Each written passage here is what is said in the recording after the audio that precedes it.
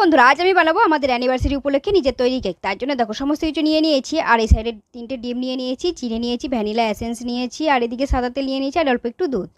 আমি ডিম থেকে কুসুমগুলো আলাদা করে নিয়েছি, তারপর ব্লেন্ডারে করে ভালো করে ব্লেন্ড করে নিয়েছিলাম। আর ব্লেন্ডারের কাঁটাগুলো বারবার খুলে যাচ্ছিল, আর বিশাল বিরক্তও লাগছিলো এইভাবে বারবার খুলে যাওয়ার জন্য। ওকে, আমার ডিমটা ব্লেন্ড করা হয়ে গেছে। তারপর আমি অল্প অল্প ময়দা দিয়ে ভালো করে মিশিয়ে নিচ্ছিলাম একটা হ্যান্ড উইচ দিয়ে। আমি সমস্ত ব্যাটারটা একটা মোল্ডের ভিতর ঢেলে নিচ্ছিলাম। আর আমার কাছে তো বেকিং পেপার ছিল না, তাই একটা পেপার বিছিয়ে নিয়েছি। আমি একটা কাঠি দিয়ে ভালো করে ঘুরিয়ে নিচ্ছিলাম যাতে ভিতরে কোনো ফাঁকা না থাকে।